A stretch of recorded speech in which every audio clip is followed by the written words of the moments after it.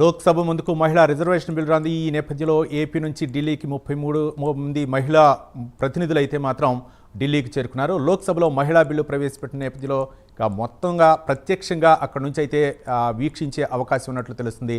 మొత్తానికి మహిళా బిల్లుకు సంబంధించి మరిన్ని వివరాలు మా నేషనల్ బ్యూరో చీఫ్ కళానందికి వివరాలు తెలుసుకుందాం. అలాగే మీకు ఈ మహిళా బిల్లును ప్రవేశపెట్టడం వల్ల కేంద్ర ప్రభుత్వం అనుసరిస్తున్నటువంటి అంటే ఏ ప్రాతిపదికన ఈ మహిళా బిల్లు తీసుకురావడం తదితర అంశాల గురించి కూడా కొట్టే మల్లికార్జున గారు బీజేవైఎం స్టేట్ మీడియా ఇన్ఛార్జి స్టూడియోలో ఉన్నారు. ఇక మన నేషనల్ బ్యూరో ఇన్ఛార్జి మా కళాగారు కూడా అక్కడ లైవ్లో సిద్ధంగా ఉన్నారు. అక్కడ ఉన్నటువంటి తాజా పరిస్థితిని అందించడానికి.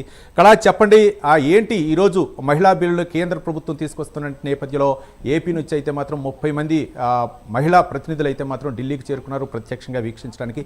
ఏంటి అక్కడ ఉన్నటువంటి తాజా పరిస్థితులు ఏంటి, విపక్షాలు ఏ విధంగా స్పందిస్తున్నాయి? Yeah Ravi, today is very big day. ముఖ్యంగా ఏదైతే అంటే ఇప్పుడు ప్రస్తుతం ఏదైతే పార్లమెంట్కి సంబంధించినటువంటి మహిళా బిల్లుకి సంబంధించినటువంటిది కొద్దిసేపట్లో ఇక్కడ నుంచి బయలుదేరుతున్నారో అమరావతి నుంచి దాదాపు మహిళా ప్రజాప్రతినిధులందరూ కూడా ఇక్కడ ఢిల్లీకి చేరుకోవడం జరిగింది. మనతో పాటు ఇప్పుడు కడపకు సంబంధించినటువంటి ఏదైతే ఇటు ఎమ్మెల్యే మాధవి గారు ఉన్నారు.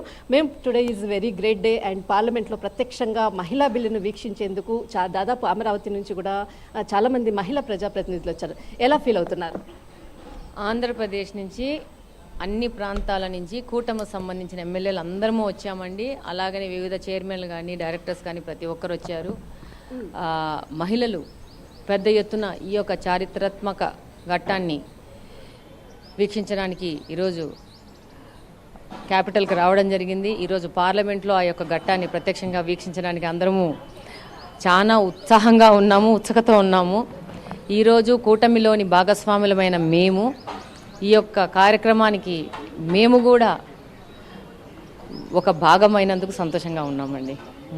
మేము అక్కడ అంటే ఆంధ్రప్రదేశ్కి సంబంధించినటువంటి కొన్ని పార్టీలు, అటు కాంగ్రెస్ అనుకోవచ్చు, మరి ఇతర పార్టీలు కూడా కొన్ని వ్యతిరేకిస్తున్నాయి. అంటే ఇది మహిళా బిల్లు ముందుకు వెళ్ళబోదు అన్నటువంటిది కూడా కొన్ని వార్తలు కూడా వస్తున్నాయి. దీని గురించి మీరేమంటారు? మాకు ఆంధ్రప్రదేశ్లో ప్రతిపక్షంలో ఒక పార్టీ ఉంది, ప్రతిపక్ష హోదా లేని పార్టీ ఉంది. వాళ్ళకి రాజకీయం అంటే వాళ్ళ స్వార్థ ప్రయోజనాలు తప్పితే రాష్ట్ర ప్రయోజనాలు, దేశ ప్రయోజనాలతో వాళ్ళకి ఏ విధమైన ఆసక్తి లేదు. కాబట్టి జస్ట్ ఫీల్ వాళ్ళ గురించి మాట్లాడడం కూడా అనవసరము.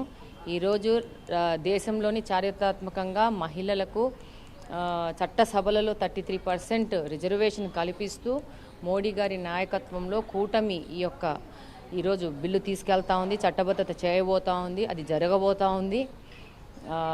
ఆటోమేటిక్గా అందరూ చట్టం అయిపోయాక దాన్ని ఫాలో అవ్వాల్సిందే. రాజకీయంగా కూడా మేము ఉన్నాము అని చెప్పేసి ఏదో ఉనికి కోసము 1-2 కమెంట్స్ చేయాల్సిన అవసరంలో ఉన్నారు వాళ్ళు. కాబట్టి వాళ్ళు డెఫినెట్గా కమెంట్స్ చేస్తారు, ఆ విధంగా స్పందిస్తారు. కానీ ఆంధ్రప్రదేశ్లోని రాష్ట్ర ప్రజలు చాలా వాళ్ళ తప్పు తెలుసుకున్నారు, ఏ విధంగా వాళ్ళు నష్టపోయారో తెలుసుకున్నారు. డెఫినెట్గా వాళ్ళ యొక్క స్పందన మీద వీళ్ళ అభిప్రాయాలు వీళ్ళు కూడా లోకి వచ్చేస్తారు. అమరావతి చట్టబద్ధత లభించినటువంటి సన్నివేశం అనుకోవచ్చు. అటు నారా లోకేష్ గారు కూడా ఇక్కడ ప్రత్యక్షంగా చూశారు. అసలు అమరావతిగా ఏదైతే పోరాటాలు చేసినటువంటి మహిళలు అనుకోవచ్చు, అందరి స్ఫూర్తితో ఇది వచ్చింది విజయం. అసలు మీరు అక్కడి నుంచి వచ్చారు, ఆ క్షణాన ప్లీజ్ మీరు అమరావతి నుంచి కూడా ఉన్నటువంటి వాళ్ళు ఎలా ఫీల్ అవుతున్నారు? మాకు ఇప్పుడు మేము ఆంధ్రప్రదేశ్ నవ్యాంధ్రప్రదేశ్ ఏర్పడి ఇప్పటికి 10 సంవత్సరాలు కావస్తుంది, దాటిపోయింది. ఈ రోజుకి మాకు ఒక క్యాపిటల్ లేకోకుండా పోవడానికి కారణం ఎవరు అని అంటే జగన్మోహన్ రెడ్డి గారు. ఈరోజు అసలు మేము ఒక కన్ఫ్యూజన్ స్టేజ్లో ఉన్నాం. ఈరోజు ప్రజలు వాళ్ళు చేసిన తప్పులు తెలుసుకొని వైకాపా పార్టీకి ఏ విధమైన స్థానం ఇవ్వాలో స్థానం ఇచ్చారు. వాళ్ళ ఎక్స్పెక్టేషన్స్లో ఒక భాగమైన అమరావతిని అనేది చట్టబద్ధత చేశారు. వాళ్ళు ఆంధ్రప్రదేశ్కి వస్తున్న ఇన్వెస్టర్స్ని భయపడించాలా, ఆంధ్రప్రదేశ్లో భవిష్యత్తులో అభివృద్ధి చెందితే వీళ్ళ ఆటలు సాగవు, ప్రజలను ఇలాంటి అపోహలలోనే ఉంచాలనే వాళ్ళ కుసంస్కారానికి, కుంచిత బుద్ధికి ప్రజలు వాళ్ళ యొక్క సమాధానము 24 ఎలక్షన్లో ఇచ్చేశారు. కాబట్టి ప్రజలు ఏ విధంగా చంద్రబాబు నాయుడు గారి మీద నమ్మకం పెట్టుకొని కూటమి ప్రభుత్వం మీద నమ్మకం పెట్టుకొని వాళ్లకు ఒక ఆశీర్వాదం చేశారు, ఆ విధంగా కూటమి ప్రభుత్వం పనిచేస్తుంది. భవిష్యత్తు రాజధాని అమరావతి.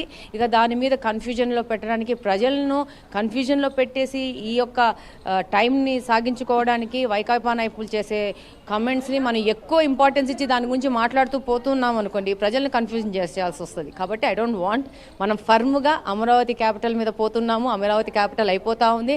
భవిష్యత్తులో పెద్ద పెద్ద ఇన్వెస్టర్స్ వస్తున్నారు ఆంధ్రప్రదేశ్కి. ఆంధ్రప్రదేశ్ భారతదేశంలోనే ఒక మంచి పొజిషన్లో అగ్రస్థానంలో ముందుకెళ్ళబోతా ఉంది కూటమి ప్రభుత్వ యొక్క. అంటే పార్లమెంట్ లో బైకట్ చేసినటువంటి సిచ్యువేషన్ సన్నివేశాలు కూడా చూశారు ఆ క్షణాన. ఇప్పుడు అంటే ఏదైతే మహిళా బిల్లుకు సంబంధించినది కూడా ఈ రోజు ప్రత్యక్షంగా కూడా చూడబోతున్నారు. ఆ రోజు ఏదైతే వైసీపీ పార్టీ మహిళా బిల్లు అంటే ఏదైతే అమరావతికి సంబంధించిన చట్టబద్ధతకు సంబంధించింది ఆ రోజు బైకాట్ చేసేసి వెళ్ళిపోయినటువంటిది, ఆ రోజుటికి ఈ రోజుటికి అసలు మార్పు ఏ విధంగా ఉండబోతుంది? వాళ్ళు ఆ రోజు బాయ్కాట్ చేసేసి రాష్ట్ర ప్రజల ఆగ్రహానికి గురయ్యారు.